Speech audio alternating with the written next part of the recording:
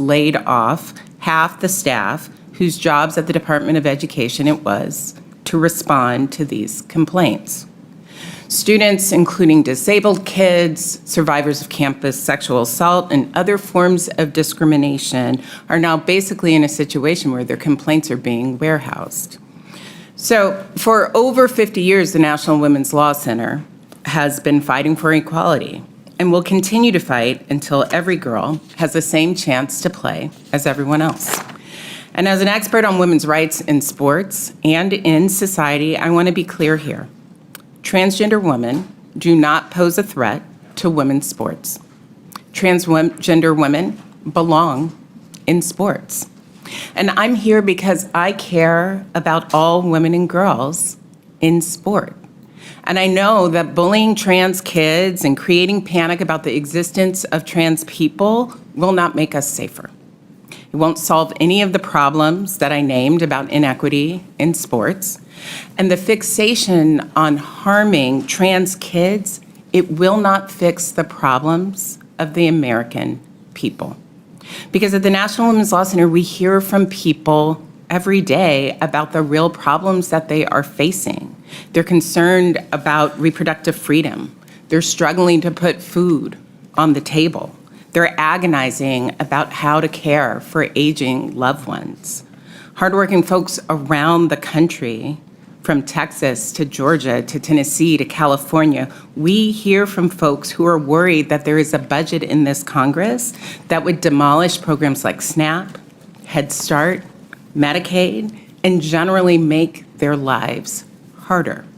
And they're looking for an end to attacks on schools, on health care, child care, on workplace safety. Instead, over the last few years, there has been this nonstop effort to convince the public that including transgender women in sports harms cisgender women and harms all people in society. But anti-trans sports fans, they actually harm all women. And I have just a few examples that I want to name. For example, denying trans kids the chance to find teammates who have their back, that's harmful. Or harassing Black and brown women and girls for not being, feminine enough, that's harmful. School officials secretly investigating girls' gender to make sure that they are feminine enough to play, that is harmful and that is dangerous. And yes, those things are already happening.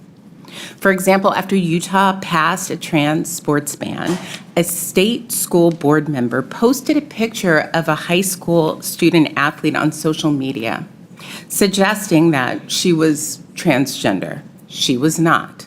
But she faced such intense cyberbullying and threats to herself and to her family, they had to actually get police protection. So as president and CEO of the National Women's Law Center, it could not be more clear to me. Anti-trans bans, they hurt all women. They're wrong. We won't let them be enacted in the name of protecting women, because they don't protect women. They harm us all, and it's discrimination, period. And if the subcommittee wants to defend women, the National Women's Law Center definitely has ideas about that, ideas that will actually help. Ideas that will combat the real threats to women and girls' safety and equality today. Trans women in sports, it's just not one of them. Thank you. We will now begin the 5-minute question period of the hearing. I would like to remind the members that Mr. Lefelt is here under a duly issued subpoena to answer questions at today's hearing, after refusing to appear voluntarily. I now recognize myself for 5 minutes for the purpose of asking questions. No one is here today to harm transgenders. We are here to defend girls and women, and we are here to defend Title IX and to uphold President Trump's executive order that all biological males stay out of girls' and women's sports. Here displayed behind me is the post that Mr. Lefelt put up. Mr. Lefelt came in here today saying that this is game day. You're right, Mr. Lefelt, this is game day. Under the Ted Stevens Act, USA Fencing and other national governing bodies that are authorized to oversee individual sports on a national level have a certain obligation.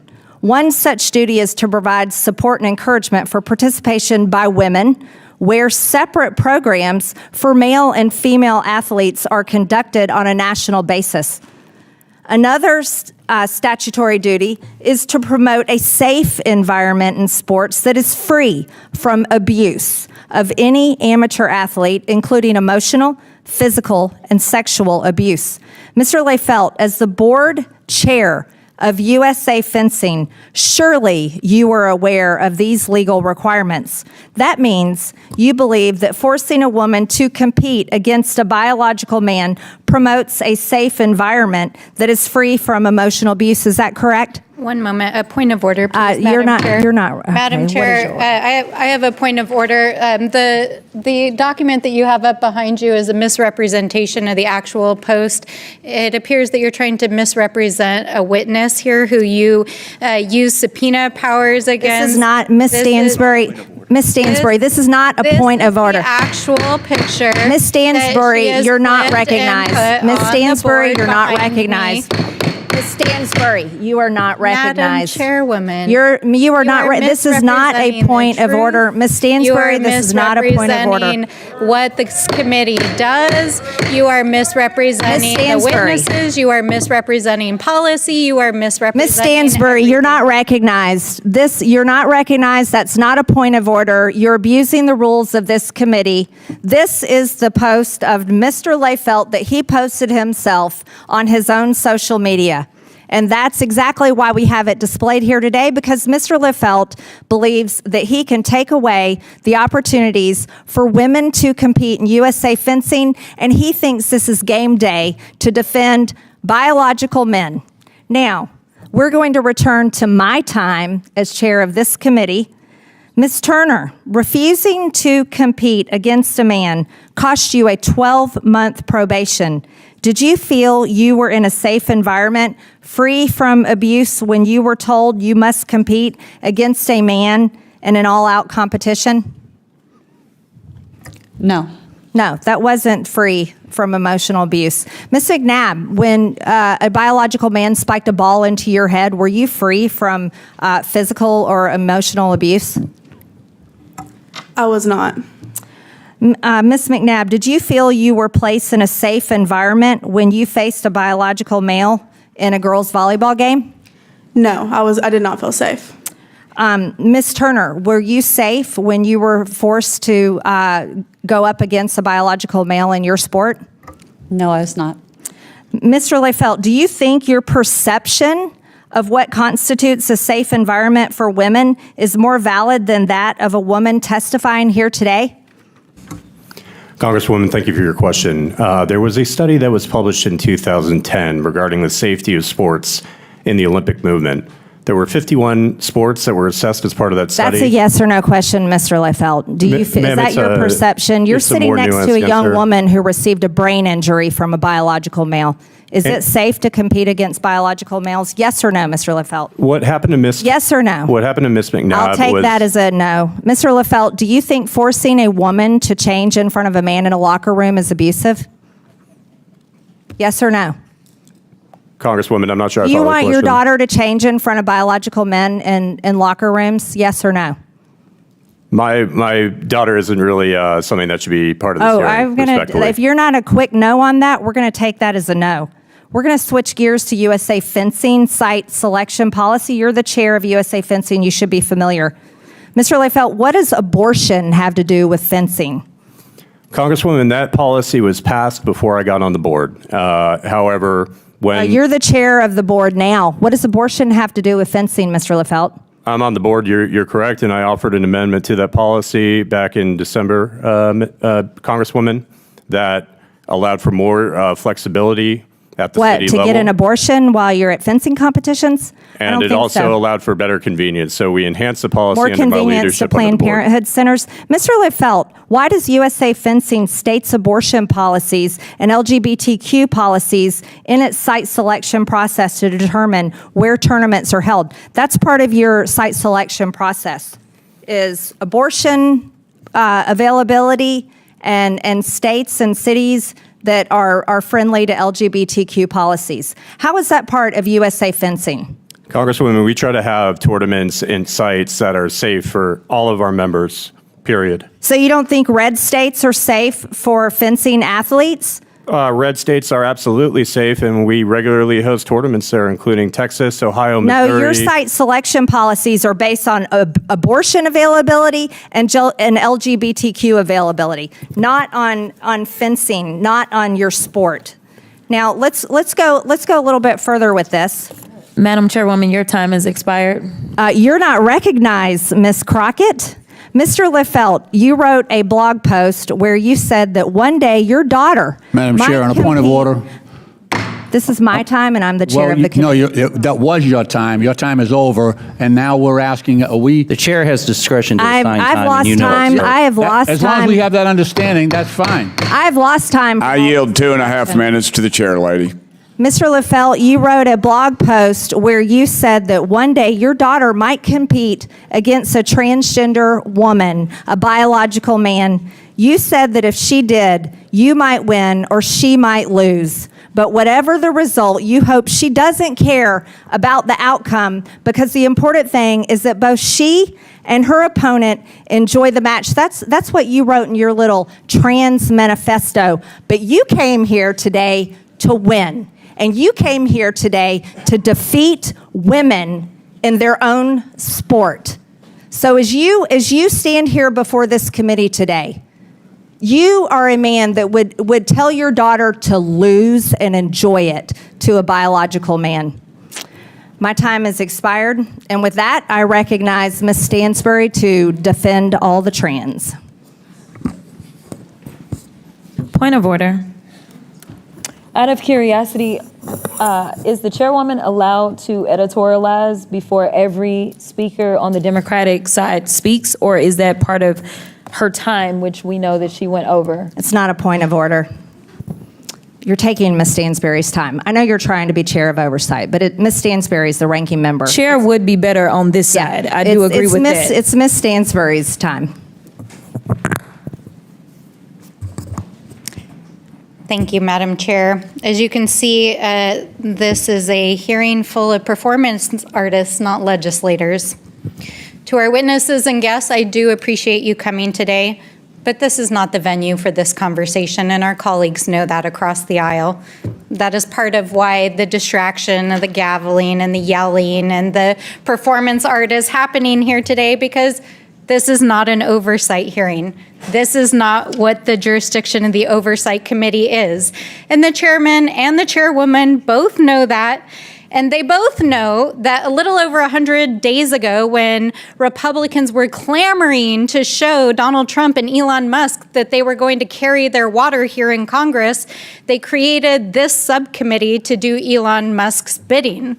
But now that he is so unpopular, that 2/3 of Americans are opposed to Doge and Elon Musk, the honeymoon is over, my friends. And so what are they doing with the Doge subcommittee? They're bullying trans kids.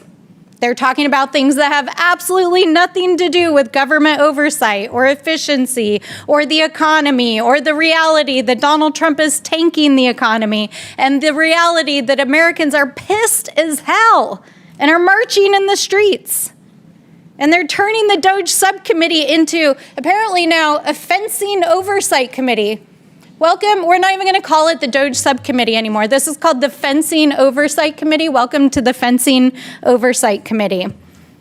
But in reality, we know this is all about bullying trans kids, as they are literally over on the floor debating renaming the Gulf of Mexico this week, because they have no real agenda other than tanking the economy, taking away health care, taking away food out of the mouths of children, and basically distracting the American people while they prepare the largest tax break for billionaires ever in the history of this country.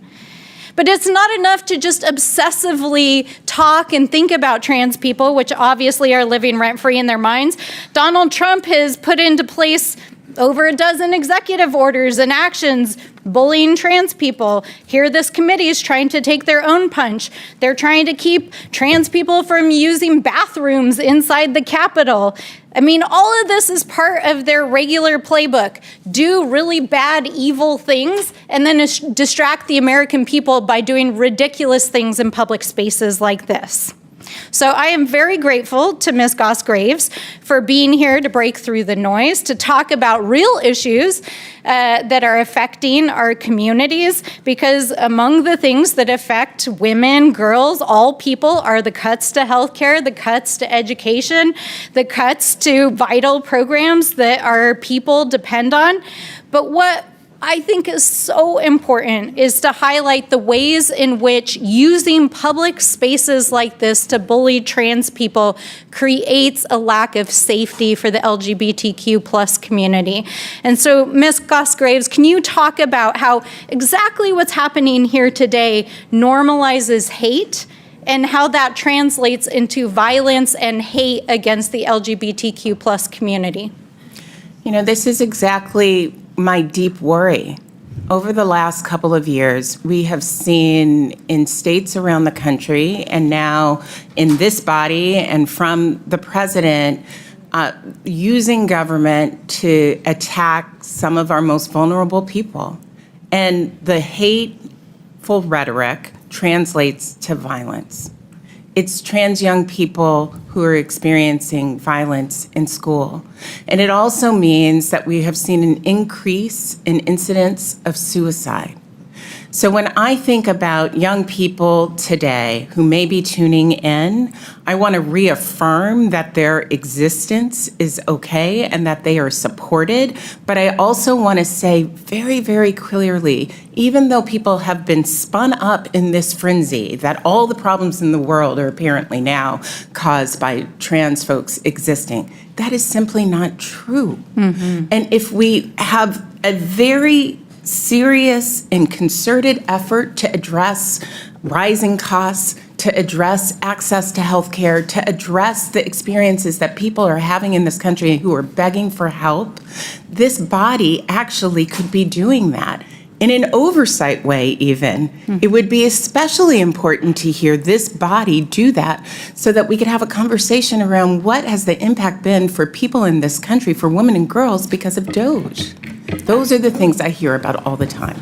Yes, thank you very much. And I also The gentlelady's time has expired. I also want to acknowledge The gentlelady's time has expired. I now recognize Chair, do we not have a- Ms. McLean You spoke for over from a minute Michigan. more Point of than order. your allocated time. You took a minute of my time, wasting my time on a non-point of order. The gentlelady's Madam time has Chair, the expired. I clock now was recognize not running during the Ms. point McLean of order. from Your Michigan. time was not wasted. And to the trans I now community, recognize we Ms. McLean stand from- with you, with the LGBTQ plus community. We stand with you, and you can Madam break Chair. my eardrums all you want, Madam Chair, but we stand with the LGBTQ plus community, and you can gavel me till Order. This cows come hearing home will and it come to won't order. stop it. This hearing will come to order. Madam Chair, I have a This question. hearing will come to order. Madam Chair, I This just- hearing will come to order. I now recognize a point of order. Ms. McLean I from just have Michigan. a point of order. Thank you, Madam Chair. Let me tell you, Madam Chair, I yeah. had a What's point your of point of order. order? Could we just have the timekeeper, log the time between both the Democrats and Republicans, and then we rebalance them so that we each have equal time? That's pretty basic. We will consider that. Thank you. But no, stop. no. That's- You took that's- a minute of my time. that's All not a right, suggestion. okay. Those are the Enough, rules. Enough. No. You're wasting your Hey, time. look, That's not. either we go we by are the keeping rules equal or we're time. out of here. We're keeping equal time. The door's okay. open. Ms. All right. McLean from Michigan is now recognized. thank you, Madam Chair. Let me tell you what I'm here for. I'm here to protect women and girls.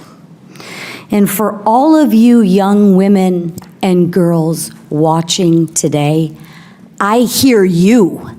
I hear your stories. I hear your bullying stories. I hear your uncomfortableness. Because you see, sometimes young women and girls get trampled over.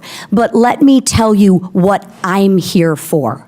I'm here as a mother and as a coach and as an athlete to stand up for the rights of women and especially young girls. That's what I'm here for. And in 1972, Title IX of the Education Amendments prohibits gender discrimination in all educational programs receiving federal funds. And I'm here today because women have had to fight for every God-given right, and I'll be damned if we're going to go back on that. When biological men invade women's spaces, our rights are violated, and our spaces are violated. Now, my colleagues on the other side of the aisle constantly talk about following the science, but this makes it clear that this is merely a disingenuous slogan. So let's follow the science for a moment. Not opinions, but science. So, Ms. Graves, what is the average difference in skeletal muscle between biological men and biological women? So I'm definitely not a scientist, but I can tell you about the studies that have been done looking at transgender athletes, cisgender athletes. It's a great answer to a question I didn't ask, so perhaps I can help you. So the answer, I think where you're trying to go is there an inherent Is there a biological transgender difference women between men and in women? all contexts? And the answer is no. Okay, right now. Okay. The answer is no. Okay, let And me so educate you. And the reason Okay, that I can reclaiming tell you my that time. the answer is no is because UCLA has studied this. They did a study of The gentlewoman's reclaimed her time. Ms. McLean's recognized. So I'll educate you. I'll tell you, men have 30 to 40% more skeletal muscle than biological women. That's not right. That's not wrong. That just is what it is. I was going to ask you what is the difference in upper body strength, but I don't think you know that either. So I'll answer that question for you as well. Biological men exhibit 20 to 50% greater upper body strength. And 25 to 30% lower body strength than biological women. That's just the science. Ms. Graves, you stated your organization's mission is to ensure safety and opportunity for all girls. Was Peyton McNabb safe on September 1st of 2022? It sounds like she definitely wasn't. And Thank what happened you. to her was tragic. I would argue, though, that the answer is to ensure that people can't spike volleyballs into people's heads. That seems unsafe. Thank no you matter for your who's answer, spiking Ms. the ball. Graves. So I will reclaim my time on that. So here's the inherent problem. If I would say I'm a 6'2" blonde supermodel, you agree with that statement? I know my husband does, but does that make it true? I'm not sure how tall you are because you're sitting down, but I'm assuming you're not blonde. Look like a 6'2" blonde supermodel? No. Okay. But I identify as one, okay? Just because I identify as one doesn't make it true, but let's go ahead and say for a moment it's true. The issue that I have for the young girls is you can live in your reality. You can live in your reality. But when your reality intrudes on my safety and puts another person at harm or in harm's way, that's when I have a problem with it. When you want to live in your distorted reality, you can do that. But that doesn't mean everybody else has to do that either. Because I will ask you one other question.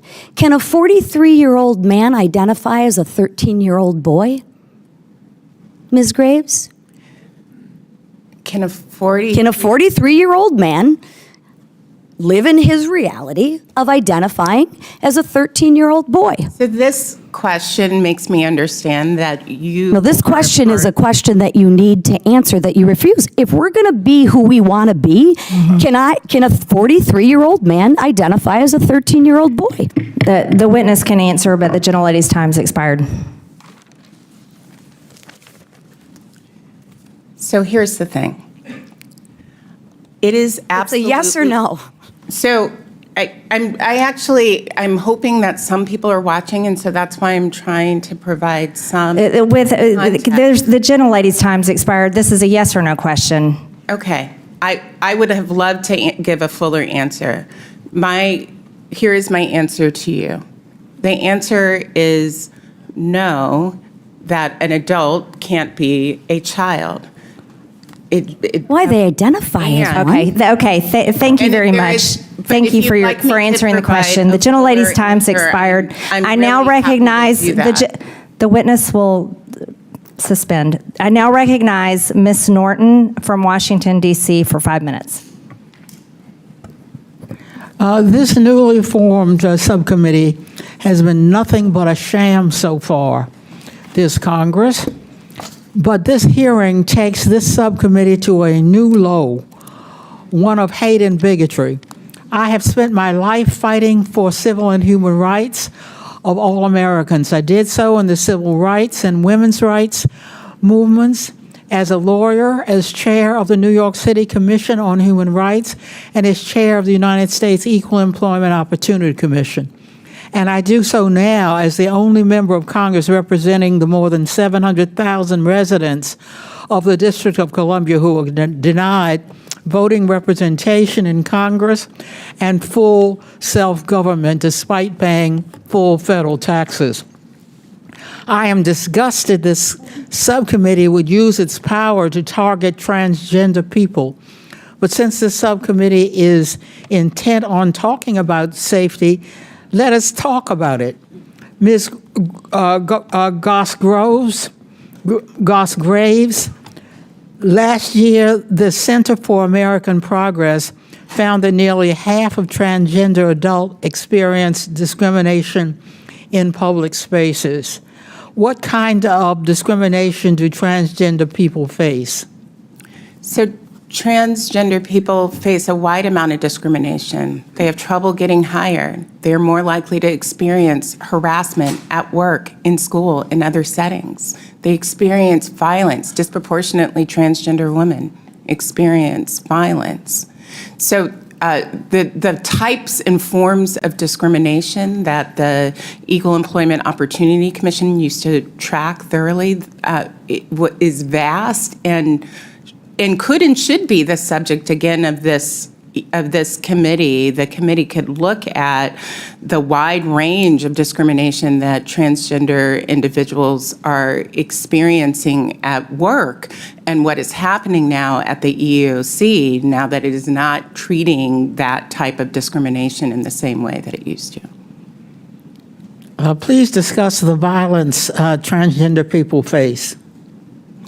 Well, it is everything from sexual violence to assault in a lot of different types of spaces that, one might feel safe ordinarily for trans people, especially when the rhetoric has increased, especially when at the highest parts of our government, they are suggesting that it is okay to insult and to make it seem like transgender people are less than human. And it is, what I think both our laws and my moral compass requires that anytime there is an organized effort to demonize a small group of people, that our laws have something to say about that. We should scrutinize the why. We should make sure there isn't harm. But my own moral compass, I will say, has something to say about that, about any time a group of people experiences the level of hate and discrimination and violence. It's up to all of us to show up. Discrimination and violence should never be acceptable. We cannot allow these against anyone. Today's attack on transgender people is a blatant attempt by the Republican majority to distract from the real harm they are causing Americans through their disastrous policies. They are proposing taking away health care and food assistance from tens of millions of Americans to give tax cuts to the wealthy and corporations. Ms. Goss-Graves, if Republicans make these cuts, to Medicaid and food assistance, how will this affect the health and well-being of women across this country? It will be disastrous. Almost half of births in this country are paid for by Medicaid. Women around the country and their families' lives can be upended by having access to health care one day and then not the other. And it will also change access to health care in entire regions. There are large parts of this country, especially in rural areas, that do not have enough health care systems.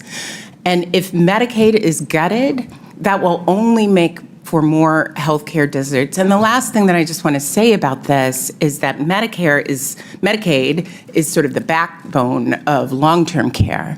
So The gentlelady's time has expired. I now recognize Mr. Cloud from Texas. Thank you, Madam Chair, and I appreciate you holding this hearing.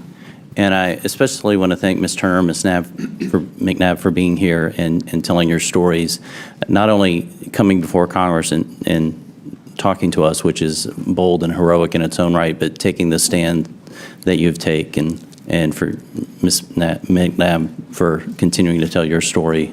I am sorry that you've been put in this type of situation where you're at a critical moment in our history where this is an issue that we're having to deal with. But I admire you for your courage and thank you for being there. As a committee, we're bringing this up in part because of the Ted Stevens Act that Mr. Leafield mentioned. The U.S. Olympic and Paralympic Committee is a congressionally chartered entity under that act. And the USOPC, therefore, and its NGB derivatives, the National Governing Boards, have to abide by federal law. And so we have Title IX, which says that these organizations will not discriminate based on sex. And then we have lately executive orders where President Trump issued an executive order keeping men out of women's sports. He did this to rescind the funds from educational institutions that deprive women and girls of their fair athletics opportunities, and to oppose male competitive participation in women's sports more broadly for safety, fairness, dignity, and truth. It's interesting to note that he referenced in that a previous executive order, 14168, in which defined a female, which it seems that the left has a very difficult time doing, a person belonging at conception to the sex that produces the large reproductive cell. And so we have a pretty clear definition of the guidelines that you should be operating by and other organizations that are embracing sports and chartered by. And so it does fall under our jurisdiction as Congress to consider whether or not you and these other organizations should be stripped of your certification under the Ted Stevens Act. And so we have to continue to look at this and just talk about this issue.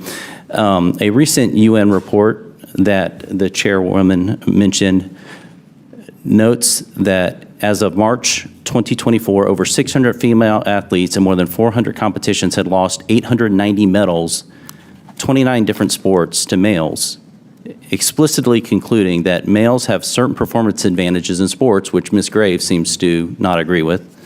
This report also notes that injuries have included knocked out teeth, concussions resulting in neural impairment, broken legs, and skull fractures. And it boggles the mind, Ms. Graves, that time and time again, what we have is mediocre male athletes turning into champions in women's sports, and you continue to think that there's not an advantage. I'm puzzled by that. Is that a question? How do you? Well, first I just have to say the idea that someone who identifies as a man would instead live their entire life as a woman. That's not answering the question. Is how a mediocre competitor becomes a champion overnight? Did they have the a notion day? Is?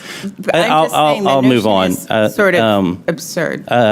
If you were to compare world-class, world record times in track for women's sports compared to the male Texas high school meet that happened just recently, you would find that the male high schoolers beat world record times virtually in every single race as female world-class record holders throughout history.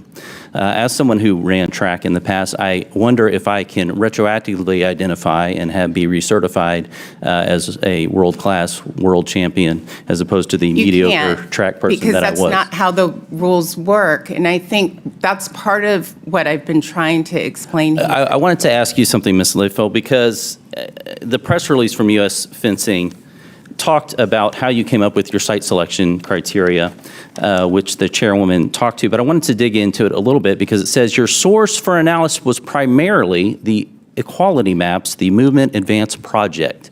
Now, this is not, if you go to this site right now, what you would find on its homepage is a bunch of voting turnout information, how we could advance leftist, Marxist agenda, primarily Democrat agenda all throughout the country. There's maps to do it, ways to be engaged, all these kind of things. This is not at all any sort of nonpartisan sporting effort or anything along those lines. And one thing DOJ has uncovered has been the fact that all these NGOs have been funded, and thank you, Madam Chairman. Yeah. I apologize, I ran out of time. But the point is it's a political organization, not any sort of nonpartisan. Thank you. The gentleman's time has expired. Mr. Lynch from Massachusetts is now recognized for 5 minutes. Thank you, Madam Chair. And I want to thank the witnesses for their willingness to testify before this committee and help us with our work. I do want to go back to the point that the ranking member raised, and she is correct in pointing out that about the lack of jurisdiction of this subcommittee for the matter before us. This subcommittee was created for the opportunity to confront the economic inefficiencies in our government. And that's exactly why most members chose to serve on this subcommittee, because of the issue involved.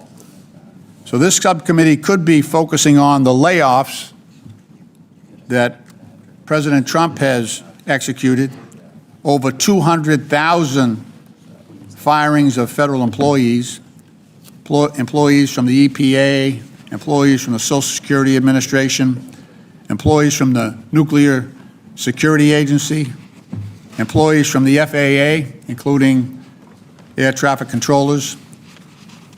The President has fired NIH researchers working on Alzheimer's and cancer research. This subcommittee could be addressing the layoffs of 3,000 workers at the VA. I mean, that does affect the efficiency of our government programs. President Trump's laid off nurses, internists, physical therapists, and staff who care for our wounded veterans all across America. He's even laid off people from the Veteran Suicide Hotline in the middle of a veteran suicide crisis. This subcommittee could be holding hearings to find out why we have 250,000 veterans on a waiting list for benefits and treatment at the VA, and why veterans should be waiting months for an appointment. Veterans' benefits are special, Madam Chair.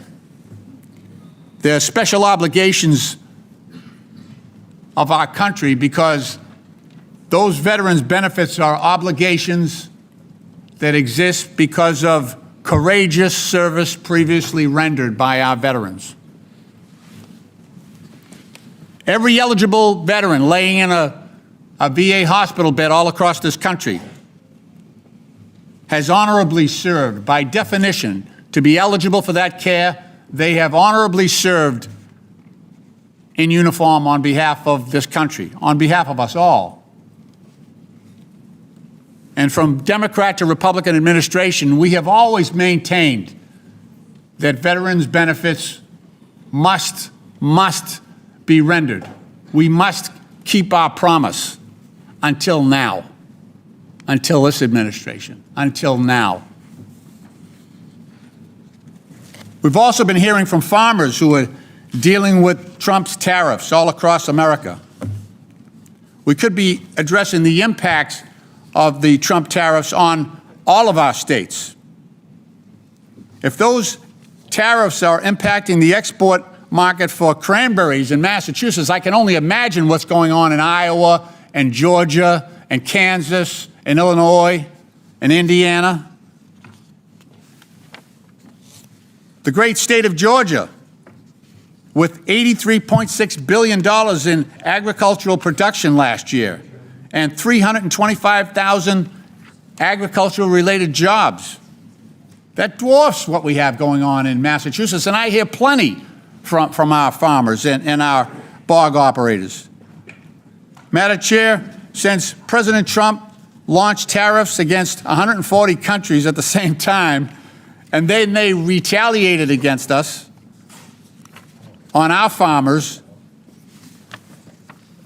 we've seen the landscape change. Those 140 countries have shifted their major contracts to places like Brazil, Venezuela, Canada, Europe, and away from Iowa, Ohio, Georgia, Indiana, and Illinois. That's what we should be talking about in this committee. You know, one of my first cases as an attorney, I represented a women's swim team at one of our local high schools, Boston Latin Academy. So I believe firmly in women's rights in athletics. We've come too far to let that regress. But I hope someday we actually have a hearing here to talk about gender dysphoria or gender incongruence, so we can get doctors and families in there whose families and kids are suffering from that disorder, rather than simply punching down at some of the weakest people and most vulnerable people in our society. Madam Chair, I thank you for your courtesy, and I yield back. The gentleman yields, and now, Madam Chair, I had some items to submit for the record, if that's... yes, go ahead. I wanted to submit for the record a November 22, 2003. Here's the latest on USA Fencing Tournament site selection. It's a press release from the U.S. Fencing Tournament. The U.S. Track and Field Statement regarding transgender transsexual policy. The USA Gymnastics Transgender and Non-Binary Athletic Inclusion Statement. The U.S. Weightlifting Athlete Gender Inclusion Competitive Equity and Eligibility Policy. The U.S. Tennis Association Transgender Policy Inclusion Policy. And finally, ironically, the National Women's Soccer League, I'm not sure if they know what women is, but their policy on transgender athletes. Without objection, so ordered. I now recognize Mr. Fallon from Texas. Madam Chair, thank you. For the next 5 minutes, we're going to live within the bounds of reality and actually use real science. Human beings with an XY chromosome will be referred to as male or men. Human beings with an XX chromosome will be referred to as female or woman. Mr. Layfeld, what is your current position within USA Fencing?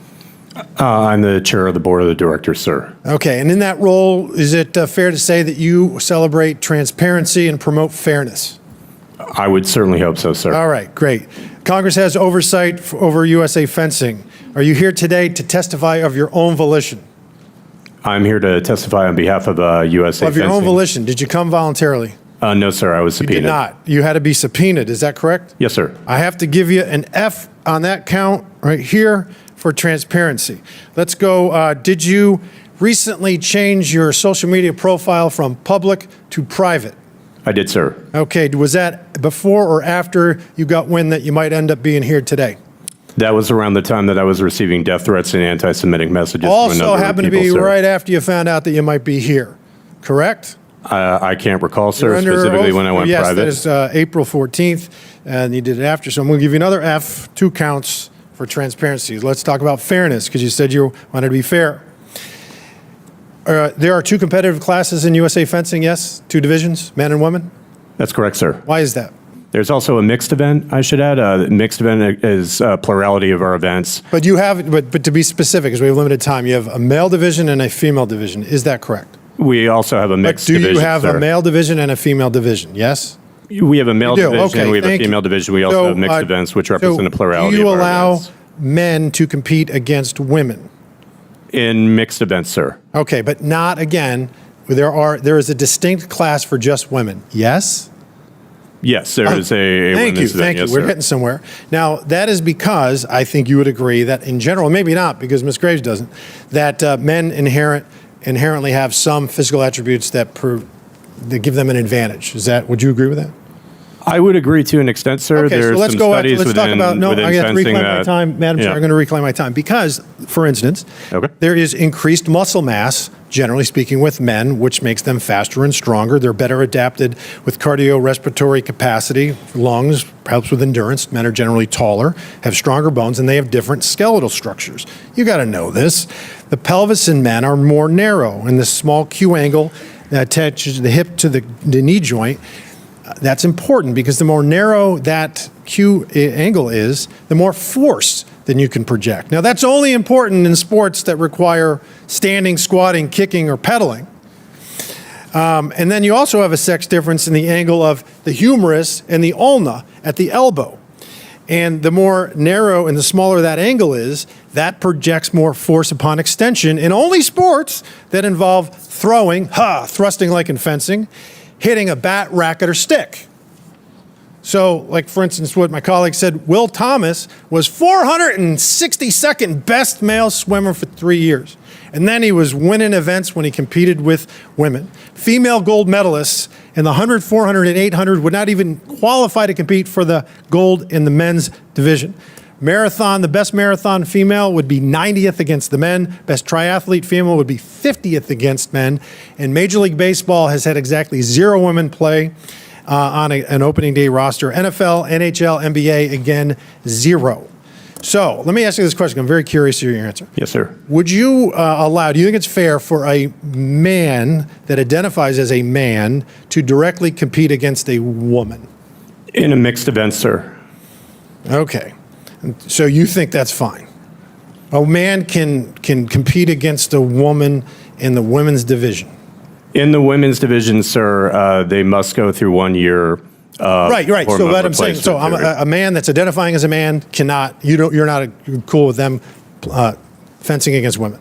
Men compete against women in mixed events all the time, sir. They're a plurality of our events. And who generally wins those? The recent data that we pulled showed that cisgender men prevailed in 64%. So cisgender men are men. Okay, let's just call it for what it is. Yeah, right. So the bottom line is this: even when you go through hormone treatments, you know this. It doesn't reduce your height. It doesn't shrink your bones. It doesn't decrease your lung capacity. It doesn't alter your skeletal structure. There's exactly 0 studies in the world that show that any amount of hormone therapy will ultimately result in parity between men and women. It doesn't exist. The IOC just did a study with 800 men, and even after a year, they retained 83% advantage. This is absolute lunacy. It's crazy, but you crazies, you keep being crazy, and we'll see you November of 26. I yield back. Thank you. Chair, I'd like to ask for unanimous consent. Without objection, so ordered. I'd like to ask for unanimous consent to enter a article from NPR titled, "What Has Doge Done in Trump's First 100 Days?" into the USA Fencing Subcommittee of the Oversight Committee. I now recognize Mr. Garcia from California for 5 minutes. Thank you, Chairwoman. I want to just start, of course, by thanking all of our witnesses for being here today. I appreciate your time.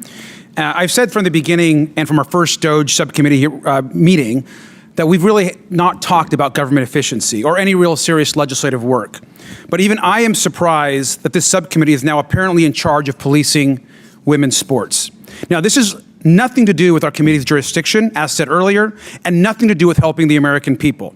Now, Republicans in Congress are trying to destroy our health care and social safety net, as we've seen them do over and over again. Elon Musk is destroying critical medical research programs. We have a measles outbreak. We have an anti-vax health secretary. But apparently this committee wants to spend its time bullying trans kids and athletes and arguing about fencing tournaments. This is not only outrageous, it's also dangerous.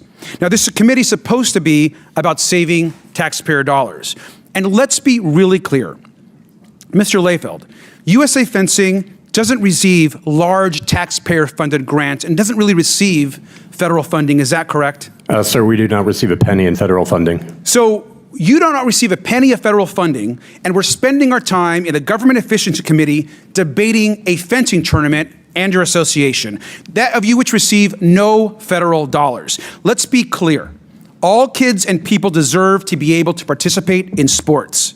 And USA Fencing and other sports have the right to lay out rules to make sure their sport is fair and safe. And we know that transgender youth and athletes experience all kinds of mistreatment because of their gender identity. This includes bullying in schools, family rejection, threats of violence, even by some in Congress, and other discrimination.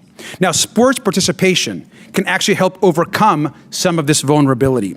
Now, we have a wide range of views on this committee, but I want to make sure that people are aware there is some bipartisan consensus.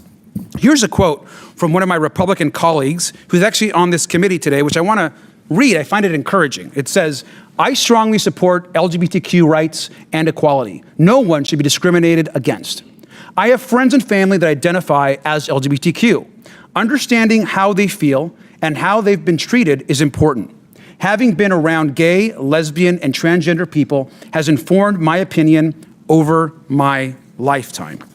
Now, Ms. Gosgraves, do you know who said this by any chance? I don't know. This was actually Congresswoman Nancy Mace, who's, I know, waved on to our committee today. Now, Madam Chair, I'd like to insert into the record this article on CNN that says, titled, "Nancy Mace, now targeting transgender lawmaker, called herself pro-transgender rights in 2023. Madam Chairwoman? Without objection. Thank you. Now, Congresswoman Mace, of course, is here today. Now, in November of just last year, Congresswoman Mace posted 326 times on social media about trans people and their access to bathrooms in just one 72-hour period. That's a fact. So I'd like to introduce another article from Newsweek, and it's entitled, this is the title, "Nancy Mace has posted 326 times in the last 72 hours about bathrooms." Madam Chair, can I introduce this into the record? Without objection. Thank you. I point this out because it's actually important context. Republicans accuse Democrats of focusing too much on LGBTQ plus issues or trans issues. But we want to talk about protecting Social Security. We want to talk about protecting the cost of living. We want to talk about lowering prices. We want to make sure that all people have health care. But Republicans are so obsessed with demonizing trans people that we are wasting time in our Government Efficiency Committee talking about trans people that like fencing. Now let's remember, according to congressional testimony from the head of the NCAA, there are less than 10 trans college athletes in 2024. That's less than 10 out of 500,000 total NCAA athletes. Less than 10 out of 500,000. Now, Congresswoman Mace has posted about this issue hundreds and hundreds of times. That's equal to hundreds of individual posts per athlete. All the while, we're ignoring the real issues. I want to remind everyone that we've seen 935 confirmed cases of the measles as of May 1st, according to the CDC. Nearly 1,000 children are getting sick while our country is hit by crisis after crisis. Let's focus on the 930 adults and kids with measles versus the 10 trans athletes that are participating in college sports. It is obvious to the American public that this issue is being exploited by extremists to divide the American public. It's shameful. It's been clear that DOGE is not about government efficiency. It's an attack on vulnerable people. And with that, I yield back. The gentleman yields. I now recognize Mr. Timmons from South Carolina. Thank you, Madam Chair. We are here today to shine a light not only on the integrity of women's sports, but on how government-backed institutions chartered by Congress may be misusing that authority to push controversial policies that violate basic human rights and disregard their congressionally authorized mission. When an organization abuses authority delegated by the government, it is within the purview of this subcommittee, plain and simple. I realize my colleagues across the aisle don't understand that.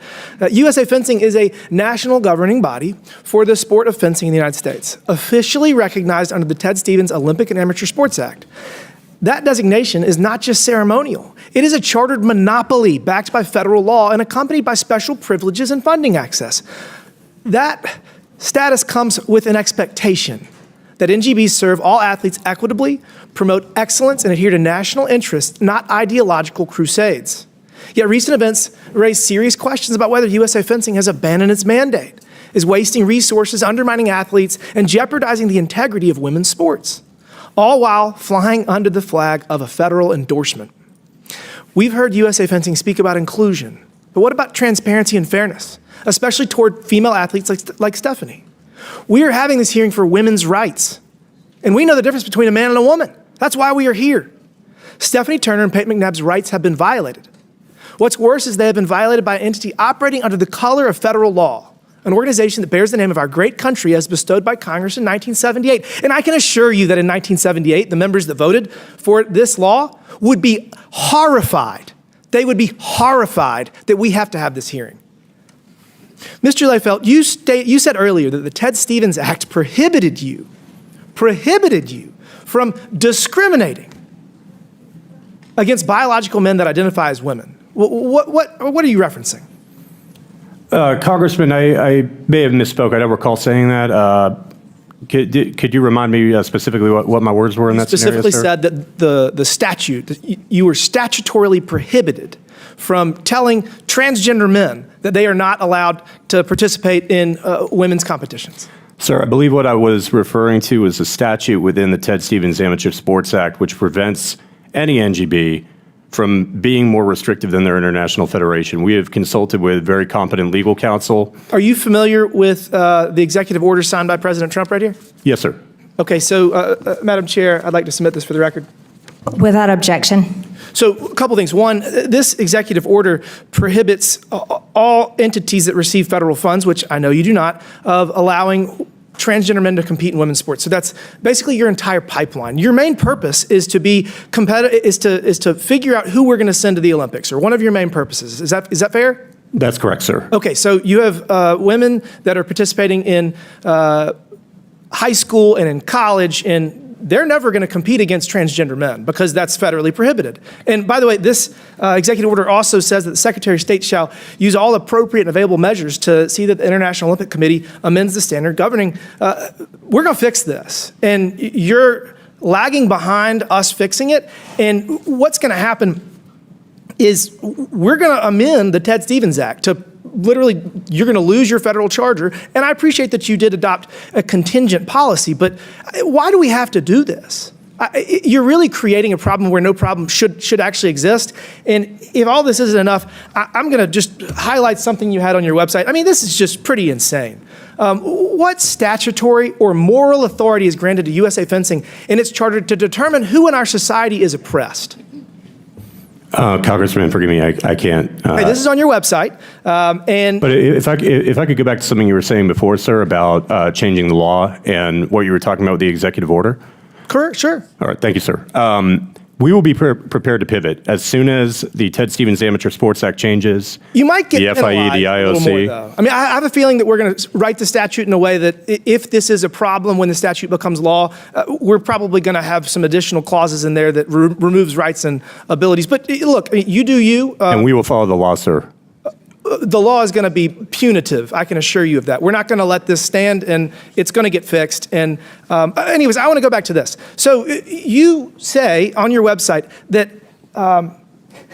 so Vietnam veterans are an oppressed group versus veterans. Why does a veteran of a war in Afghanistan or Iraq how is a Vietnam veteran oppressed?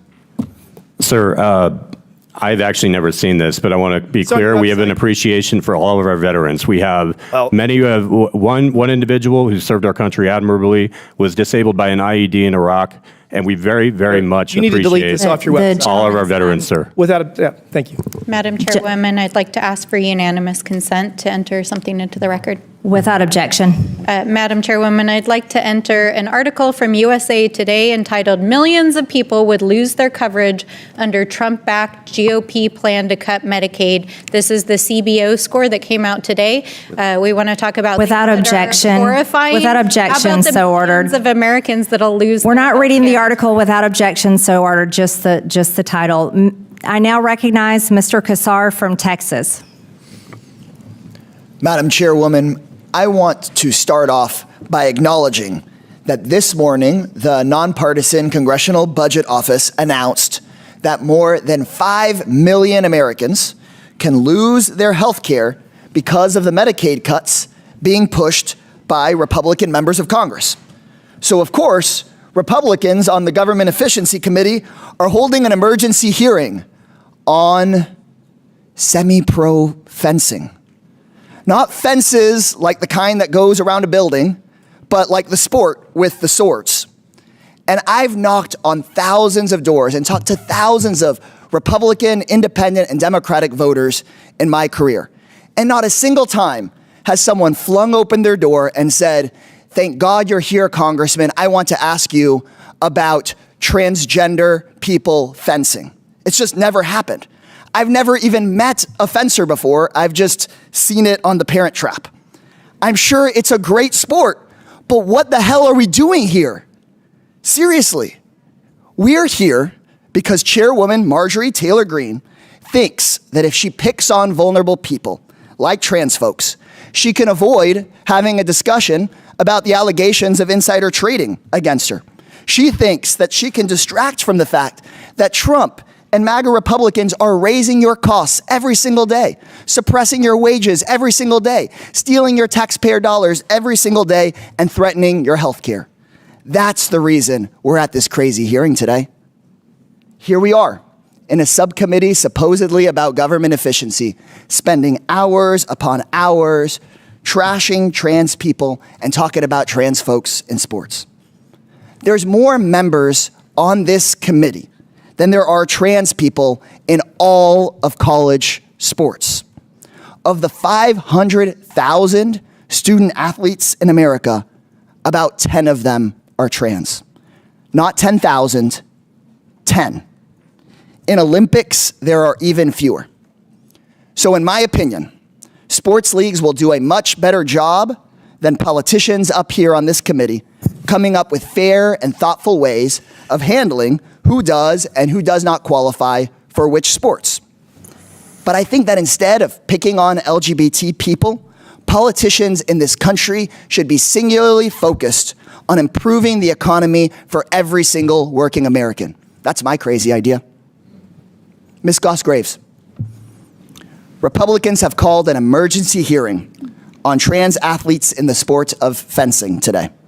Can you tell me, how many college fencers are there total in the entire United States? I think about 1,000. Compare that to, do you know how many people rely on Medicaid in this country? That's more like 80 million. And Social Security? That's more like 70 million.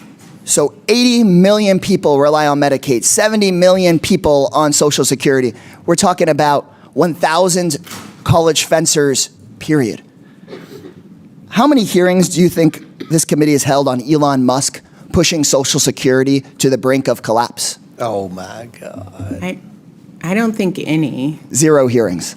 How many hearings have we had about the millions of Americans who could lose Medicaid because of the cuts Republicans are pushing today? Well, 0. That is correct. 0 hearings on these issues that impact us all. Republicans have called hearing after hearing obsessed with trans folks in sports, which of course only affects a tiny sliver of Americans, but no hearings on Medicaid, no hearings on Social Security, no hearings on raising wages and lowering costs. So if you're sitting at home watching, you need to know the goal of this hearing is for Republicans to distract you from their own lies, their own corruption, and their own failure. The goal of this hearing is to make sure that Fox News has something to talk about other than Elon Musk getting billions of dollars a year in government contracts while cutting services for you. The goal of this hearing is to make sure that Fox News has something else to talk about other than Chairwoman Marjorie Taylor Greene's alleged insider trading.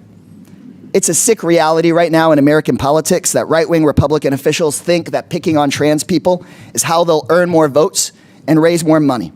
They pick on Americans that are already facing discrimination and violence, and they're making those challenges worse. They're trying to pull the oldest trick in the book.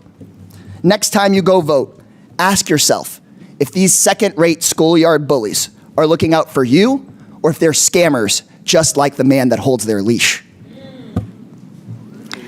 The gentleman's time has expired. It's important to point out that Democrat members today are not asking the 2 young ladies that are here representing their sports, and this is what the hearing is about today. I now recognize Chairman Comer from Kentucky. Thank you, Madam Chair. I want to start with a quick round of yes or no questions for each of our 4 witnesses, so please keep your answers for my first 2 questions to yes or no for time's sake. First question, do you believe biological men should compete in women's sports? Ms. Turner. No. Ms. McNabb, No. Mr. Layfelt. If they comply with the requirements, sir. So is that a yes or no? It's if they comply with the requirements that have been set by our policy, they deserve to compete. By the president's policy? By the policy of USA Fencing. Ms. Graves, I'm going to take that as a yes. Ms. Graves? I agree with Mr. Layfelt that trans women should be able to compete in the sport in accordance with their gender identity. So 2 no's and 2 yeses. Second and last question for yes or no. Should biological men be able to get scholarships to college in women's sports? Ms. Turner? No. Ms. McNabb? No. Mr. Layfelt? They can't get them anymore, sir. They can't get them anymore. So do you believe, yes or no, they should? You have a personal opinion on that? I don't really have an opinion on that, sir. Ms. Graves? I'm actually concerned about the tens of thousands of women in this country who play college sports who have fewer scholarship opportunities than men. This would actually be a really important. So you are concerned that a man would get a college scholarship that should go to a woman? It's my understanding that there's less than 10 transgender women playing sports, but I know that there are tens of thousands of women Mr. Layfelt, have fewer scholarship on the website, I know my colleague Mr. Timmons talked about it, there are some troubling statements. There's a page titled, and I think he referenced it, Power and Privilege. This page promotes woke content stating that people who are white, Christian, middle class, English speaking are all privileged, and we should be asking if they're, quote, the right person to take up space or speak on certain issues. Your blog and social media posts consistently express similar views, so I assume you support the ideas on that webpage? Sir, I'm not sure about the specific area of the webpage that you're referring to. As a board member, I focus primarily on governance, and if there's something that's operational, I stay very far away from that. So you disavow your website? Is it? I'm just not sure of the specific area of the website. Is it my website? Is it the USA Fencing website, sir? The USA Fencing website. Okay. I just am not familiar with the area that you're referring to, sir. Okay. The reason that's odd is because your blog that we looked at expresses similar views. So, because you appear to be white, English-speaking male, like me. So I didn't know. There was just an odd opinion. You don't have any comment on that? You don't know anything about it? I'm just, sir, in all honesty, I'm not following the question. You're not following the question about the USA Fencing website that has just a lot of, concerning content on there that some would consider racist, discriminatory, or you don't have any, that's not a concern or anything? If you link me to the specific part of the website, I could get back to you with an opinion, but I'm just not following where that is. We'll get you a copy of your website that Mr. Timmons just referenced. So, Mr. Layfelt, let me ask a simple question. Do you support transgender women, which are biological men, competing in women's events? If they comply with the policy, sir. Which policy? Whose policy are you going by? What is that? Should that be the policy? Should men be allowed? You're a leader in this. Show some leadership. Should men be able to compete in women's fencing? Sir, our policy was passed in 2022 prior to my joining the board, but right now, anybody who goes through 1 year. Silent? So you're okay with it? You're okay with it? You don't have a problem in the world with it? You knew this hearing was coming up. You knew this was the topic of the conversation. You don't have an opinion on the policy? Are you going to change the policy? Sir, we've passed a contingency policy at this time. Due to the Ted Stevens Amateur Sports Act, our council has advised us that we cannot have a policy that's more restrictive than our international federation. I want to be clear that if Congress or the IOC or the FIE, our international federation, changes the policy to ban transgender participation, we will, of course, follow suit. Well, look, I think the majority of this Congress is committed to protecting women in women's sports. NBC News poll asked when asked if they agree or disagree with transgender women competing in women's sports, 75% disagreed. This is one of those 80-20 issues that my colleagues on the other side the hill they want to die on. So we're going to try to protect women's sports. Thank you for having this hearing, Madam Chair, and I yield back. Thank you, Mr. Chairman. Madam Chair, I'd like to ask for unanimous consent. Without objection. I'd like to enter into the record a New York Times article entitled, "The GOP plans to cut Medicaid, would save billions but leave more uninsured," budget office says. That's what we're actually outraged Without objection, about. so ordered. I now recognize Also, I Mr. want to point Burchett out that the from most Tennessee. powerful oversight Republican You're not recognized. Congress Ms. Stansbury, you're not recognized. talking I'm about sorry, we're going to fencing Crockett. while they're trying Okay. to cut Medicaid. Actually, Ms. Stansbury, you're not recognized. I now recognize Ms. Crockett from Texas. Thank you so much. It is so interesting that I just learned today at 44 years old that the Republicans are going to be the ones to save women. The same Republicans that have been, say, for women's reproductive acts, or the same Republicans that have stood for the Equal Rights Act, which would hopefully get women to equal pay, or the same Republicans that just this Congress voted for the SAVE Act, which we know would disenfranchise women from even being able to vote. But let me tell you, they are our saviors, and so I am so happy to be here today, because otherwise I would not have an idea that I had a savior in the Republicans. So let's also talk about the fact that it's only been 100 days, 100 long, terrible days for anybody that absolutely believes in reality, because what we know is that they have terminated staff responsible for enforcing federal protections against sex-based discrimination. Sounds like that's pro-women. Or they've cut funding for domestic violence survivor services. Sounds pro-woman to me. Or they've prohibited funding for research affecting women's health. That definitely sounds pro-women to me. Essentially, they closed the Department of Education's Office of Civil Rights. Again, sounds like they are fighting for us. And instead of providing oversight over these actions, congressional Republicans have been working to execute one of the most aggressive anti-women legislative agendas in history. And yet, they're here today trying to convince the American people that discriminating against trans people is somehow the only way to protect women. This hearing has nothing to do with improving government efficiency. It's another attempt by Republicans to distract from their demonic and disastrous policies that are making it more difficult for Americans to make ends meet. So, Ms. Goss-Graves, I want to play a game. It's called Trump or Trans. You ready? Okay. So I'm going to ask you a question, and I want you to tell me whether or not it is Trump or trans people that are responsible. You understand? Got it. Okay, very good. The first one, gutted medical research. Trump. Kidnapping Americans and sending them to foreign countries, AKA deporting them. Trump. Driving us into a recession. Trump. Increasing the cost of everything. Trump. Waging an idiotic tariff war. Trump. Harming farmers. Trump. Ignoring the Constitution. Trump. Proposing to take away Social Security. Trump. Cutting health care. Trump. Firing government workers who keep our country safe. Trump. Encouraging an environment of hate and divisiveness. Trump. Thank you so much. This committee could be engaged in actual oversight of fraud, waste, abuse, and mismanagement. So let's talk about waste. Like Trump's plan to spend almost $100 million for his little birthday parade. Or how he spent 25% of his first 100 days golfing, costing taxpayers tens of millions of dollars. In fact, it's a little bit over $30 million at our last estimation. In fact, President Trump is on pace to spend more than $1 billion of taxpayer dollars just on golfing. Yet the Republicans have been silent. So they must think spending taxpayer dollars on the president's golfing trips is more important than providing health care to their constituents. And when I talk about constituents, we're going to talk about the ones on this committee.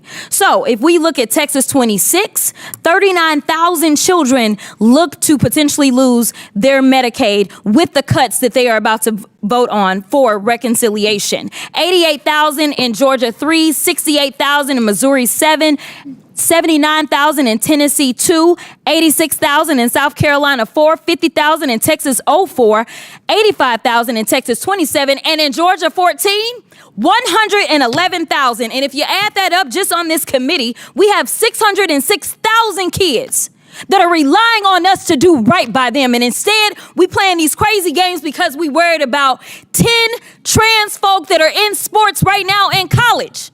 I wasn't elected to be engaged in these fights. I was elected to make sure that those kids, the kids that they are about to neglect with these terrible votes that they're about to take, I was elected to protect them and to make sure that they could grow up and have all the opportunities. But let's keep on track. Now, when we look at how much they are spending on, let's look at fraud.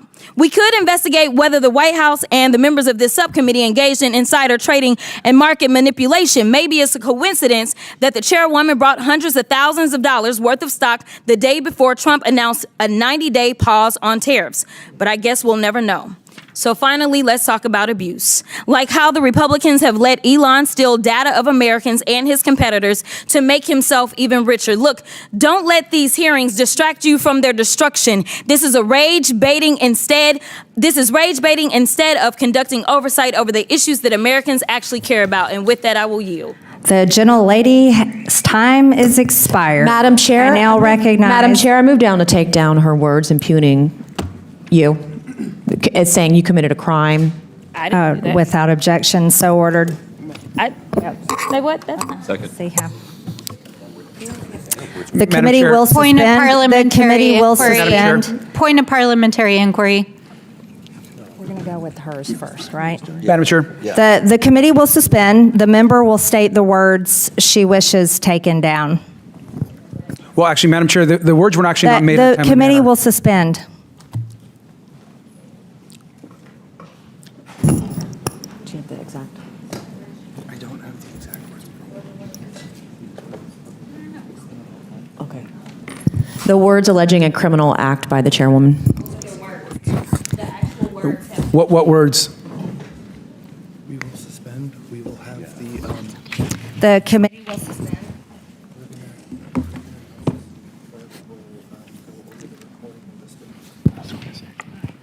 The clerk will go over the recording with the stenographer, and the committee will suspend.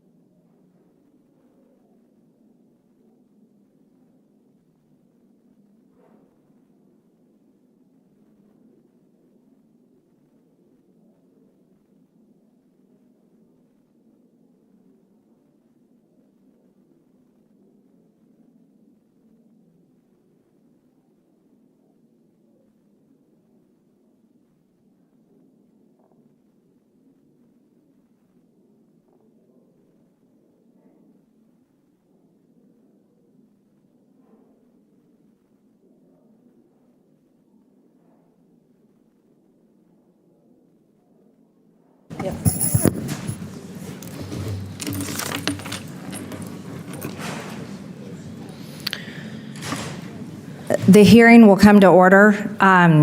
Ms. Mace, I'd like to ask, we've looked at the words that were said, and it's borderline, whether it's parliamentary and goes along with the rules, saying could and accusing the White House and members of this committee of crimes is borderline. So in interest of the hearing and our witnesses that are here today defending themselves against the mentally ill biological males that have invaded their sports, and in the interest of making sure that we stay on track instead of getting sidetracked into Democrats' nonstop fake accusations, I just ask, thank you for bringing up the motion and ask if you'd Yes, like. Madam Chair. Okay, thank you very much. With that, I now recognize.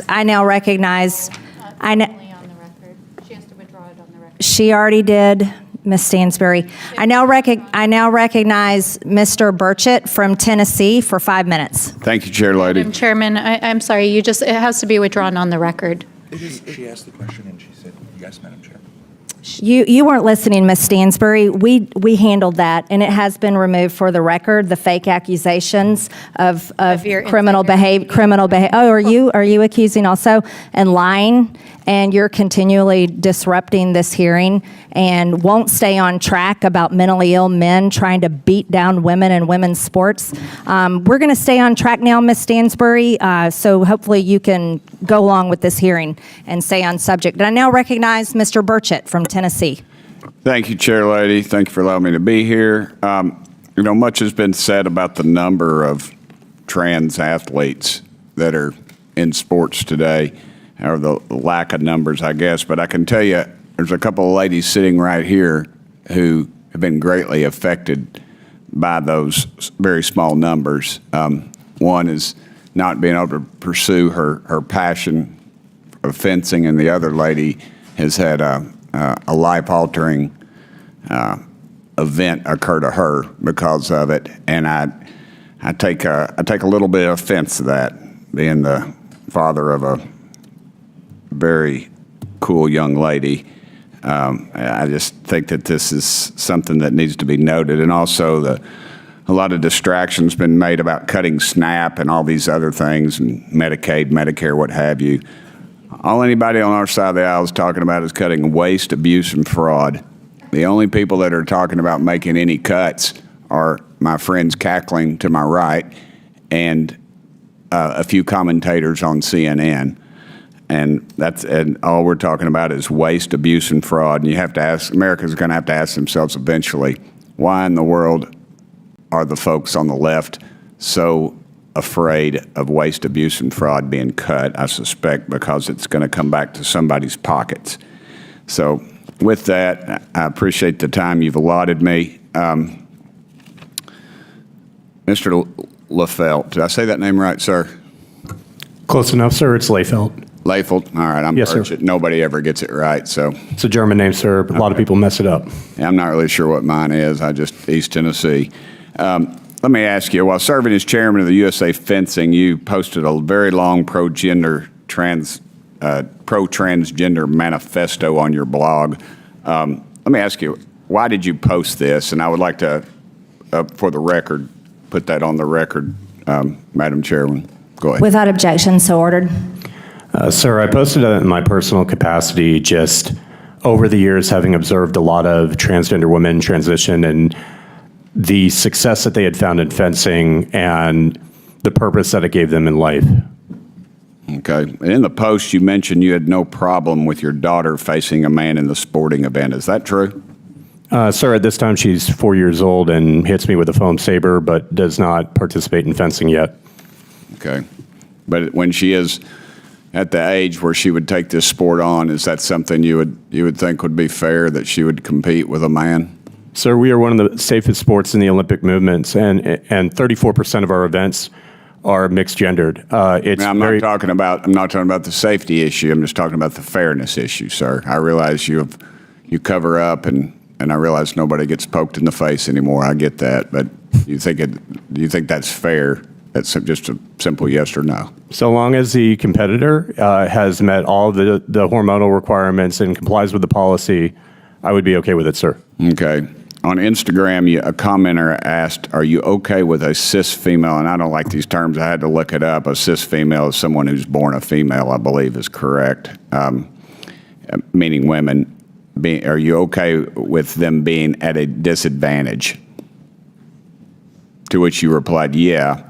And to be clear, let's be clear, you'd be okay with a young lady or young woman being at a disadvantage or at a higher risk of being injured in any of these other sports?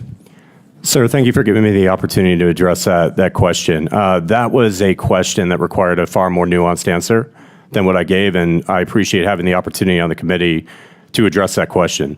I want to be clear in saying that I expect anybody that is competing as a woman, as a transgender woman, that they meet the requirements as set forth in USA Fencing's policy. Okay.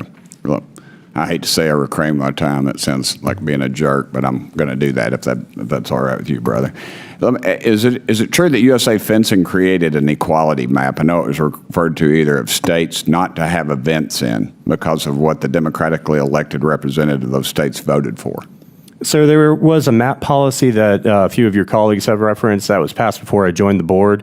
It does exist, and it does not exclude any states from selection. To be crystal clear, we have had tournaments in numerous states that are listed in there, including Texas, Ohio, Florida, Missouri, et cetera. It does not exclude any states from selection, and we proudly host tournaments in those states. Okay, well, I'm out of time. I apologize.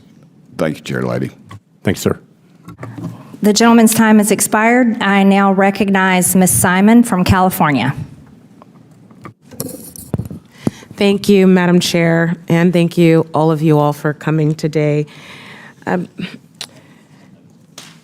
There's so much to say, but I have such a limited time, and I actually have a question. But we'll also want to refer back historically. We've been having these conversations for quite some time. Ms. Gross, do you recall in 2000, and I believe it was 2009, the Castor Simayenya case? Correct, yes.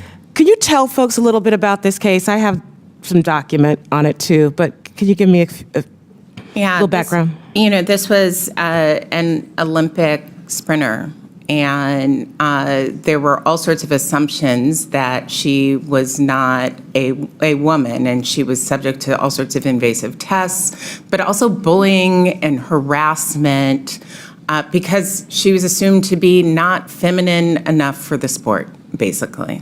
Yeah, so, this case, she was a black woman, and she was South African, I think, yeah. South African black, and she was assumed to be too fast, too big, and of course she was asked to undergo testosterone testing and medical treatment to reverse her natural testosterone that was in her body, but she was born female. That's correct. So I just want to make it clear where we are. On March 25th, in this very room, my colleague, Ms. Presley, she introduced an amendment to this body. And the amendment was pretty clear, and it said, it requested that this body vote down anything, any mention of any policy that would ban racism, that would push forth any clarity around us insinuating as a full body that the Trump administration, when he moved executive orders, that they wouldn't mention or allude to any kind of segregation. My colleagues on the right voted that amendment down, every single one of them. So even if you're not transgender, folks who are watching, I want you to understand why this moment is so important. We have a party who has been very clear about what their intentions are for this country. Very clear about what their intentions are for this country. I think it's bringing us back to a 1950s America where segregation was legal. Who is to say that your African-American daughter, because of her BMI, will be subject to the same kind of conversation? Who is to say if we move forth in this conversation that your daughter, who was born a female, would be subjugated and subject, I should say, to inspection of her genitals when she went up to the mount to play t-ball because she looked a little bit different from other folk? There's a slippery slope here. I definitely want to talk about race, fraud, and abuse in the 119th Congress. It's important. And it's also important for us to realize that the cruelty of not centering all Americans, how difficult that is, but it is ingrained in who we are to figure out how we love and support and not pathologize anyone. Let's be careful. Let's be careful. Ms. Gross, I wanted to give you an opportunity while my time is limited to share anything else about really what we're seeing here and how the slippery slope can maybe go a little bit farther and more horrific than it already is. Well, I'd say it's already happening. We're already seeing girls being challenged for not being feminine enough, for being too tall, too fast, too good at what they do, by other parents, by school officials. Discrimination never begins and ends with the small group of people who are initially targeted. It will extend and harm all girls. Thank you. Thank you so much. And I yield my time, Madam Chair. The gentlelady's time has expired. I now recognize Mr. Burleson from Missouri. Thank you, Madam Chair. And thank you to our two witnesses for confronting the assault on women's sports. Men and women's sports is absolutely nonsense, no matter how you spin it. It's shameful to look at the women that have been hurt from these men and tell them that they need to be silent in the name of inclusion. This whole hearing, we've had motions to try to stop this hearing, to stop these young women from expressing their views. It's almost as if we have nothing to see here. We don't want to hear what you have to say. That's the message that's coming from this side. But I'm here because I want to hear what you have to say. And, look, whether it's fencing tournaments, track and field, my daughters are in soccer or volleyball games, you're endangering our daughters and belittling their narrative. The men like Mr. Liefeld who are wrecking women's sports with woke poison and a twisted mental view of things are destroying and the opportunities for these young women. Meanwhile, Americans, they all get this. They look at this and they think that this is absolutely crazy, that we're even here. And so we're here to obliterate this insanity and fight for our girls and their safety and their fairness in their athletic endeavors. And I've got to tell you, Ms. Graves, I was shocked to read your testimony where you belittled the experience of Miss Turner. In your testimony, you said that that her experience is part of a larger scheme to attack young trans people. You said it was deliberate spectacle that was carried out. Do you really believe she contrived this situation? She testified that she planned the night before. She cried the night before. Do you have any sympathy for a young woman who realizes she's going to have to sword fight a man the next day? Protest is important. It is to make a point. There is mixed gender competition all the time in fencing. You heard that it was a plurality. Ms. Graves, I'm taking my time. This young woman did not register for a mixed sport, for a mixed event. She registered to compete with other women. And that right was taken from her. And she bravely stood her ground. And I think the world applauded you for that. Ms. McNabb, the life-changing, altering, can you describe, and this is where I want to kind of give some time. This event has had a dramatic impact on your life, physically, the mental anguish that you've gone through. Unlike some, I want to hear your story. I want to hear what you have to say. Thank you, Congressman. Yeah, what happened to me was 100% avoidable, and it completely changed my life. I never played volleyball again that day. That was the last day. And it's so sad because I had the hopes of playing collegiate sports in softball, and that day never came because I was just never the same. I've had to navigate my new normal, which is incredibly sad, especially for my friends and family to see. And although I may look like I'm doing better on the outside, there's things that are not, and I don't know if they'll ever be the same. I'm sorry for the experience that you went through. And, I'm really sorry that we have individuals in positions of power, like Mr. Lefelt, who have a twisted view on reality. And they're imposing that twisted view on you and your lives. It's really tragic and it's sad. And what's even worse is that now you're the one to blame because you two contrived these situations, according to Ms. Graves, that you created this. Sorry. You wanted this to happen, Ms. Turner. That's what Mrs. I never said that. It's in your testimony. I did not say that Ms. McNabb contrived the situation. I actually think the lesson from her situation is around concussion protocol. Let me ask, do you really believe the experiences that they've experienced? Ms. McNabb, do you really believe that she wanted to face all of these medical issues? I think what happened to her is tragic. There are hundreds of thousands of injuries that are preventable. So why aren't you standing up for her? I actually have. I said that this was terrible, and I have solutions that don't involve bullying. Thank you, Ms. Graves. People. Look, I think that it's sick and twisted that individuals want to make women have to sword fight men. And it's sick and twisted that individuals want to make individuals have to take a spiked ball to the forehead if that's what it takes for a trans person to play. I yield back.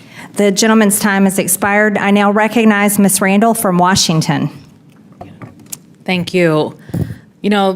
This hearing, much like the long suspension that we had a few speakers ago, is a waste of taxpayer time. Yet another showing of the 24/7 circus that this majority has been conducting as puppets of this president's agenda. We have people at risk of losing healthcare coverage for concussions, for preventable diseases, for brain injuries, for cancer. People at risk of losing healthcare coverage. Federal workers and veterans fired without reason. FAA, woefully understaffed, and presidential appointees taking advantage of their position for personal gain. And yet, the first subpoena that this majority feels compelled to execute, not any that we tried to offer for Elon Musk, but it's to bring the chairman of the board of USA Fencing in. No offense, Mr. Lefelt, but this is part of a crusade against trans people. There's nothing else to call it. No one can explain away how questioning the chairman of USA Fencing on trans people in sports brings down costs for American people. Much like no one can explain how banning trans people from our military ranks makes us more safe. In fact, Representative McGuire, who's not on this subcommittee, but is on the full oversight panel, said this morning something that we could all do well to remember. If somebody saved your life on the battlefield, you wouldn't care if they were pink or blue or male or female, if they called themselves a Democrat, Republican, or an independent. We are all Americans.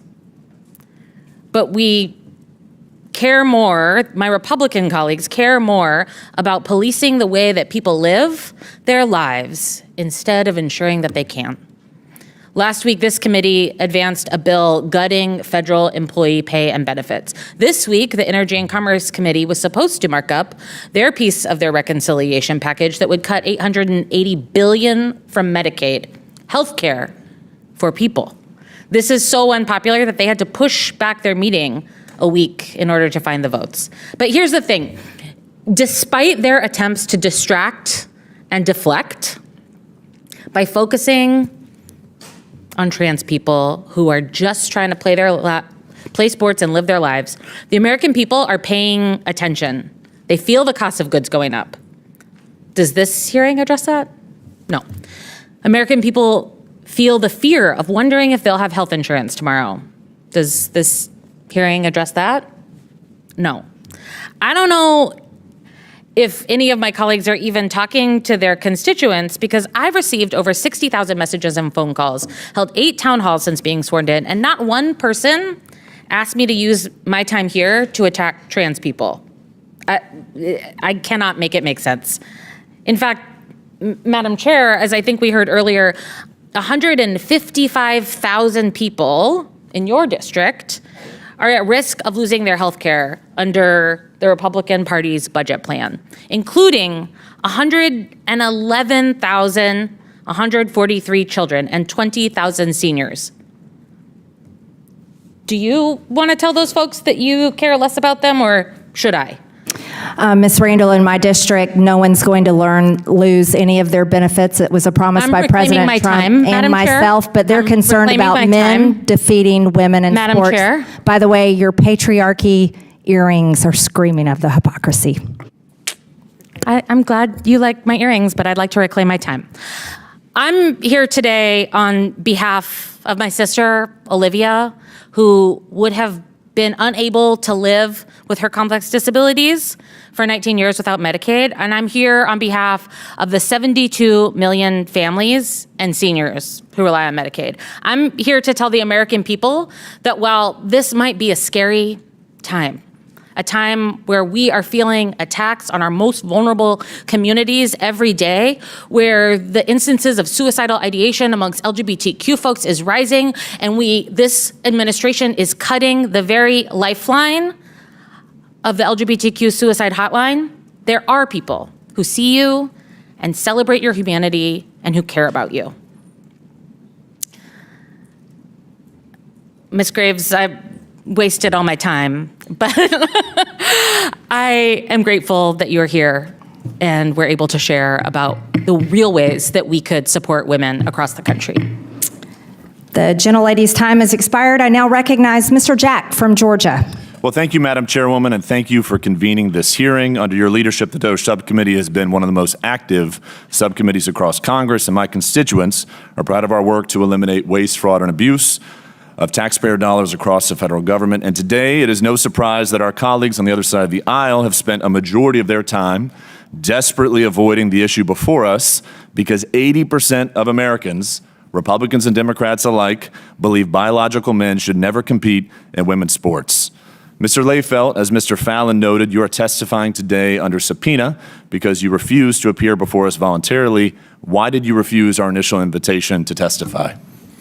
Congressman, thank you for giving me the opportunity to address that. Our CEO of the organization, Phil Andrews, was offered as a witness, and we felt, given his full-time capacity that he operates in this role, that he would be able to answer the questions more thoroughly than I can. However, since I'm here, I'm happy to be here and answer your questions. Thank you. And as chairman of USA Fencing, how many members of USA Fencing are biological men who have participated in women's competitions? Rough estimate.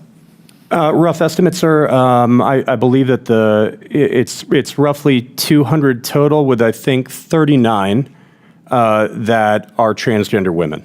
And of that group of biological men, how many have won championships in women's competitions? Rough estimate. I couldn't tell you the specific number, sir. 5, more than 10?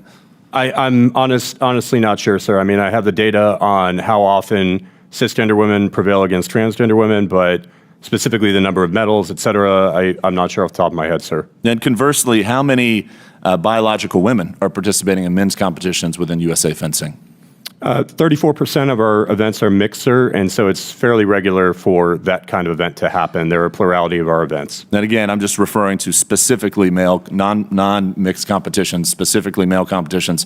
How many biological women are participating in those, to the best of your knowledge? So just so I understand your question, sir, biological women competing in the men's division, sir? Yes. I'm not sure, sir. Okay. Well, I think the disparity alone, as we've seen, confirms that this approach is inequitable. The data across other sports affirms it. In recent years, over 600 female athletes have lost more than 900 medals to biological men and women's sports. And again, over 80% of Americans, Republicans and Democrats alike, agree that biological men should never compete in women's sports. Mr. Layfelt, and I mean this with respect, in your capacity as a representative of USA Fencing, have you ever impersonated a woman? No, I have not, sir, not to my knowledge. I ask because I understand you have a history of creating fictitious female personas. In one instance, you impersonated a woman named Dorothy and wrote an email to yourself, which you then published on social media for all your followers to see along with your response. Do you want to comment on that? Yeah, I do, sir. Thank you for giving me the opportunity to address that. It was a poor attempt at humor. It was unbecoming of me as a leader of this organization to post that as I did. And quite frankly, moving forward, that's not something that's going to happen again. It's unacceptable. And it's not something that should happen with any human-to-human interaction, period. Thank you. Ms. Turner and Ms. McNabb, I want to commend both of you. You are both very brave women. And Ms. Turner, your courage that you displayed on March 30th galvanized millions of Americans in support of the simple truth that biological men should never compete in women's sports. And with my remaining time, Madam Chairwoman, I'd like to learn a little bit more about the culture within USA Fencing. Specifically, Ms. Turner, reporting suggests that you previously raised your concerns of the policies with which you have to face to USA Fencing officials. What was the response when you did so? I had done so privately, and the answer is that they did not respond. But I have known of other members of USA Fencing, a mother and a daughter, who did come to USA Fencing saying that they did not approve of the transgender policy, and they were told that they would be sanctioned. And did you or have you feared retribution from USA Fencing with respect to your brave stance and likewise your concerns you've raised before you took that stand? Yes, and I still do. I don't think I'll ever get a fair bout again from a referee, or that I'll be welcomed without harassment. And why do you think that culture exists? Just, you've experienced it. I'm curious your own perspective as it relates to the culture that tolerates this type of behavior. I don't think they communicate well with people who oppose this policy. No one ever asked me what I thought. And I think maybe if they had, they'd know what my stance was, so. Well, your bravery led us to ask you your thoughts today in front of the American public. So grateful for both you, Ms. McNabb, and all of our witnesses for testifying. Madam Chairwoman, I yield the remaining 4 seconds to you. Thank you very much. The gentleman yields. I now recognize Ms. Jacobs from California. Thank you. I'm not normally a member of this committee, but I could not sit idly by while Republicans attack the transgender community for the millionth time. And look, there are real, well-intentioned questions and policy decisions that need to be made around trans issues. I understand that. For a lot of people, these issues are new. It can feel intimidating to talk about them, scary to ask questions. We need to be having dialogue. But that's not what we're doing today in this hearing. This hearing is a waste of time and neglects to provide actual oversight of the ways the Trump administration is dismantling our government and hurting women and girls. Madam Chairwoman, would it be accurate to say that you believe no one should receive gender-affirming care? I believe that no minors should receive gender-affirming care, sex changes, mutilating their body. Okay. They can't vote. They can't get a tattoo. They can't drive a car. They can't join the military. Thank you. I ask this because many people believe that Botox, filler, boob jobs are all gender-affirming care, and I know many of my colleagues, probably on both sides of the aisle, have partaken in this gender-affirming care. But okay, let's take this committee at its word that this hearing is about protecting women and girls. Ms. Goss-Graves, the Department of Education's Office of Civil Rights is the primary entity that investigates discrimination against women and girls in sports, in school. Is that correct? That's correct. That protects women and girls against sexual assault, whether in sports or elsewhere. Is that correct? That's correct. All right, well, then would you say that getting rid of the Department of Education's Office of Civil Rights would hurt women and girls? For sure, as did the cuts to the Office for Civil Rights, the group that actually responds to Title IX complaints. That's exactly right, which is why I find it so interesting that the Trump administration has already closed more than half of the offices of the Office of Civil Rights in the Department of Education, including an office in California that is in the middle of an active discrimination investigation. You would think if we were concerned about protecting women playing sports and protecting their Title IX rights, that we would want to be actually looking into why we're closing these offices, not what we're doing right now. For the record, for folks watching, this is also the office that investigates anti-Semitism, incidents of anti-Semitism on college campuses. So remember that when my colleagues try and tell you that they're standing up for Jewish students.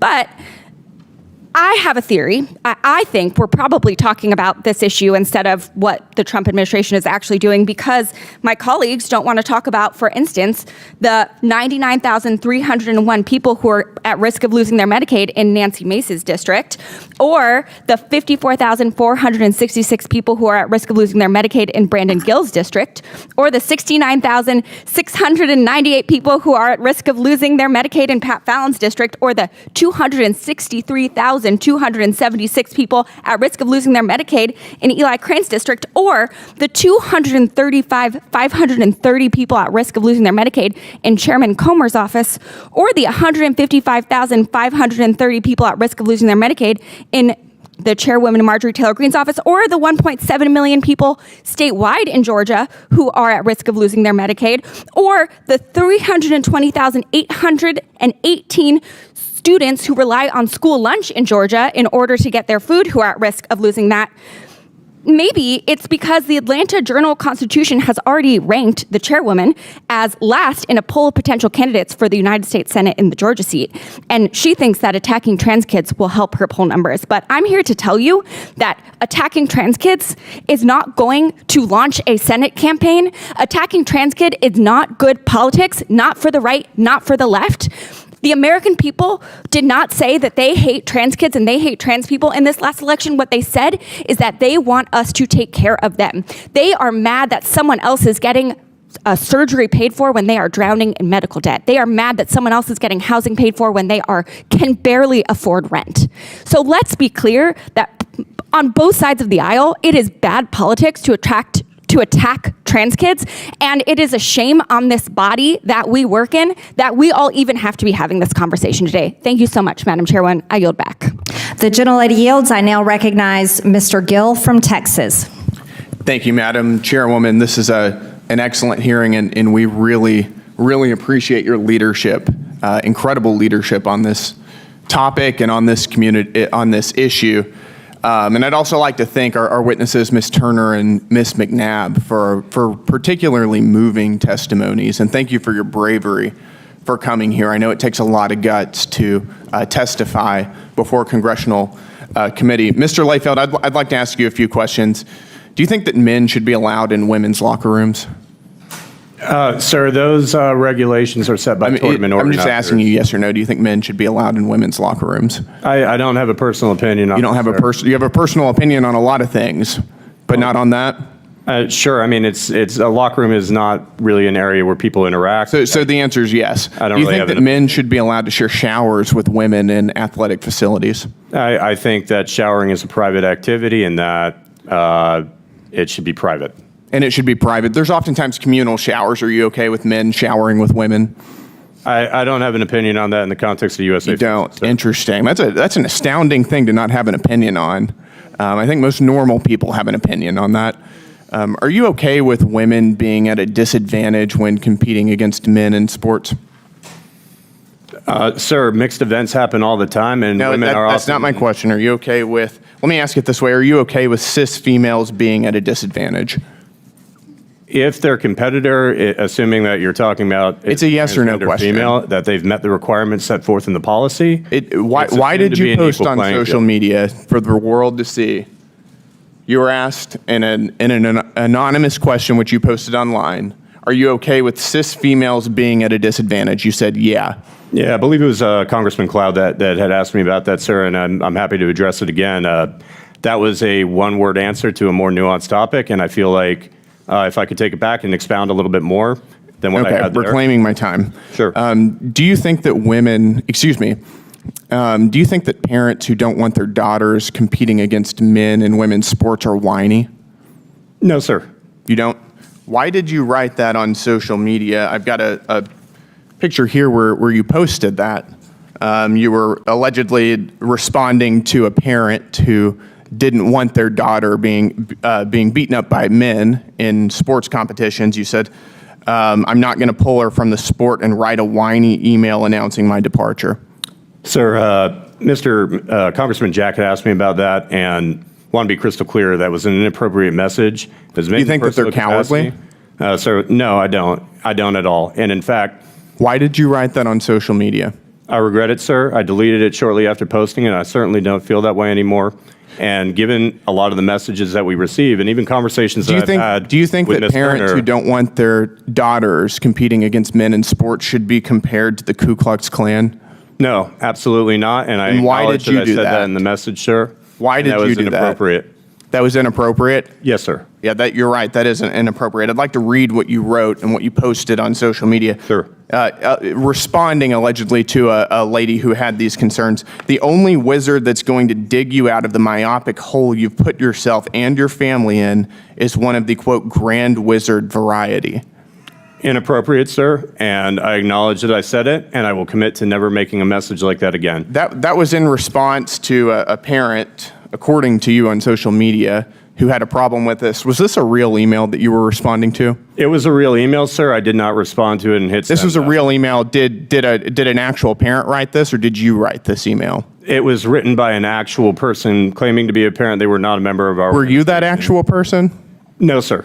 You were not that actual person, but you staged this whole interaction. The response, sir, was not real, and I regret that.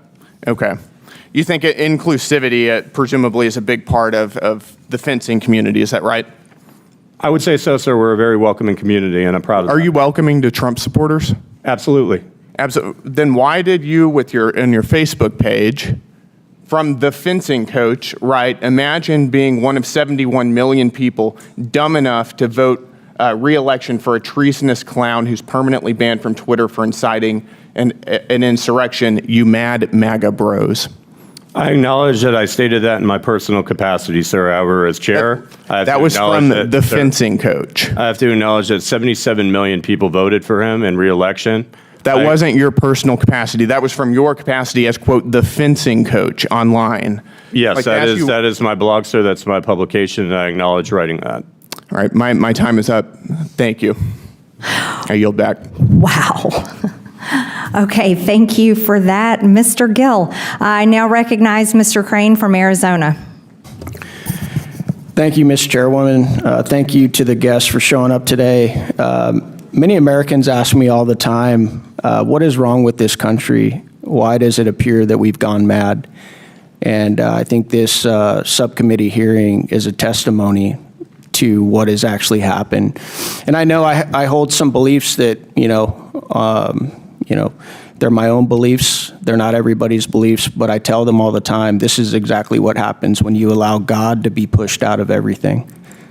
This is what we're seeing, because God has clearly spoken about this. In Genesis 5:2, he says, I created them male and female. And what's really going on up here in D.C. is just a microcosm of culture. We've lost our minds. We've pushed God out of everything. And it's one of the reasons why it appears that we've gone mad, and one of the reasons we have two beautiful young women here who are here to testify about how they've been abused in sports by biological men. And none of my colleagues on the other side of the aisle have asked you guys a single question. Have you noticed that?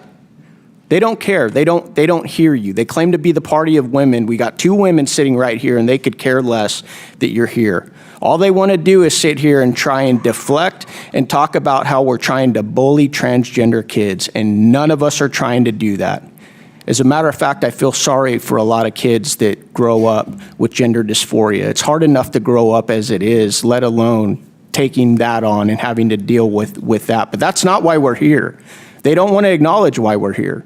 We're here to protect young women in women's sports from biological men. Most of the men, real men that I know, who came from good families, they were raised to protect women. It's something that we're all taught to do. We have clearly failed to do that as a culture and a society, and this hearing is a testimony to that. I want to ask you, Mr. Layfield, did you grow up in a family where your parents taught you to protect women? Absolutely, sir. My parents are here with me today, and I'm proud of the lessons that they taught me. They absolutely taught me to protect women. Great, thank you. Then why aren't you doing that, Mr. Layfield? Why aren't you protecting women? Because we got two sitting right next to you who will tell you that not only are you not protecting them, but you're depriving them from participating in sports and everything that goes along with that. Why aren't you protecting women? Sir, from a fencing standpoint, it's one of the safest sports in the Olympic movement. I know that, you think swords present some kind of danger. No, we're not talking about swords. We're talking about biological men, and you know it. Don't try those games with me. We're not talking about swords. We're talking about the fact that you and other men and officials in authority have failed to protect young girls. And it's pathetic. It is pathetic. I'm not going to sit here and try and convince my colleagues on the other side with biology or anything like that because they're long gone. There's no study that I could show them that would convince them that what they're doing is wrong. I'm asking you, why have you not protected young girls like these two sitting right next to you? Sir, I believe we have protected young women in fencing. It's one of the Okay, safest really, hold on a sports second. Let's ask the expert witnesses. Ms. Turner, have men like Mr. Layfield protected you? No. Are they protecting other young girls from biological men participating in sports? No, he glorifies it. Ms. McNabb, are men like Mr. Layfield protecting you and other young women participating in women's sports? Absolutely not. Do you feel safe? No. You shouldn't. Because guess what? God created men and women differently. And I know that this town and many in this culture have a real problem with that, but it is a fact. Okay? It's just a fact, and you guys know it. You have permanent injuries for the rest of your life. Is that correct, Ms. Knapp? That's correct, Congressman. Evil triumphs when good men and women do nothing. Not only have you done nothing to protect these young women, but you've actually sided with policies that are destructive to young women's sports. You said you have a daughter, Mr. Layfield? I do, sir. That's sad, man. That's sad that you wouldn't protect young girls from what's going on in this culture. And it's disgusting to listen to these posts that you yourself posted. I can't believe that you're still the chairman of this organization. I really can't after hearing some of those posts. Calling parents who are concerned about this type of leadership KKK members, are you serious? Shame on you, bro. I yield back. The gentleman yields. I now recognize Ms. Mace from South Carolina. Thank you, Madam Chair, and thank you for the invitation to participate in today's hearing. Ms. Goss-Graves, so-called, quote, expert in women's rights. Do you know how many years it took South Carolina to elect its first Republican woman to Congress? Well, what year did... 100 years since women got the right to vote. Do you know how many years it took the Citadel, the Military College of South Carolina, to graduate its first woman? Well, 157 years. So I have a series of yes or no questions I would like to ask you based on some of your previous statements.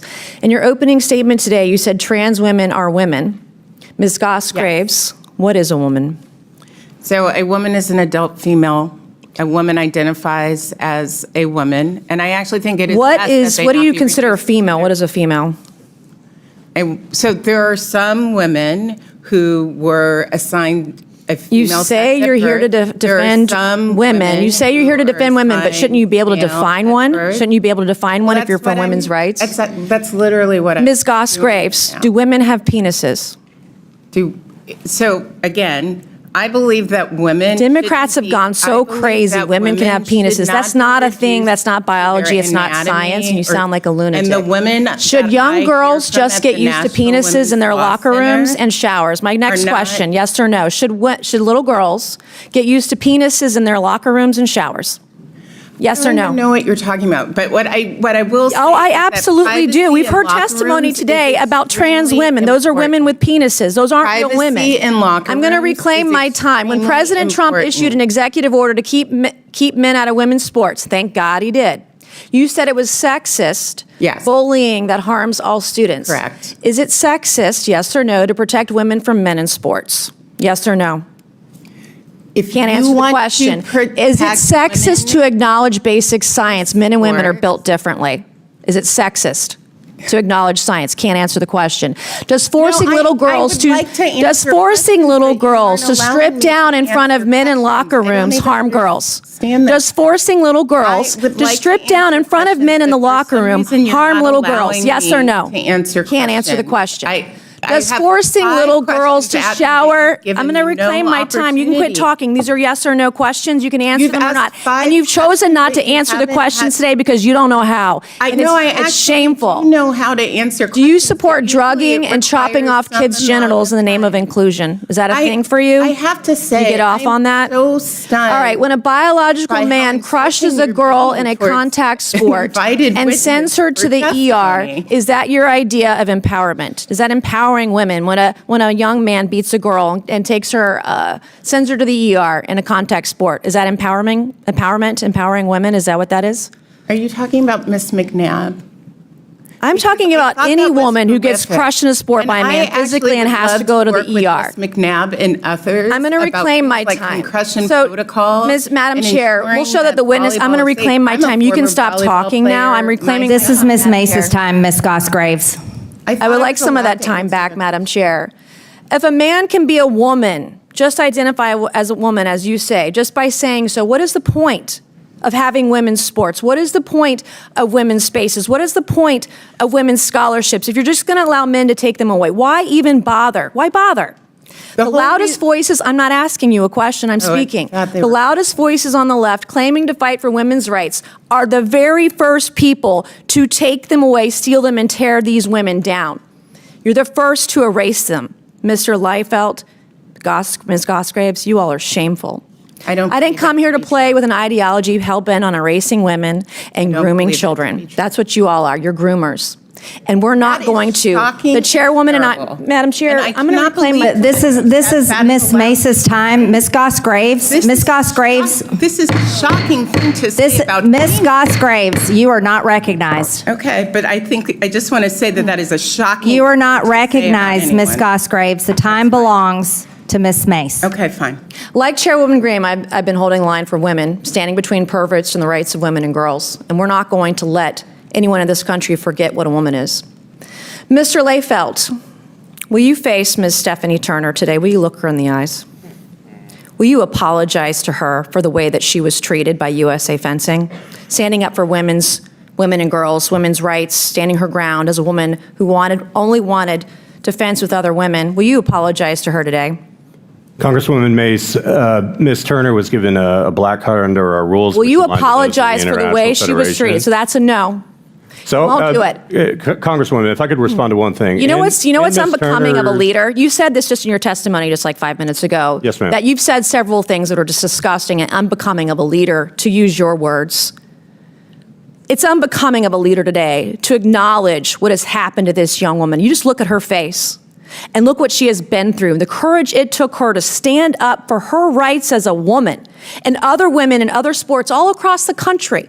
And you can't even as a man look her in the eye and apologize for what happened to her. And as my colleague, Congressman Grain, said, real men protect women.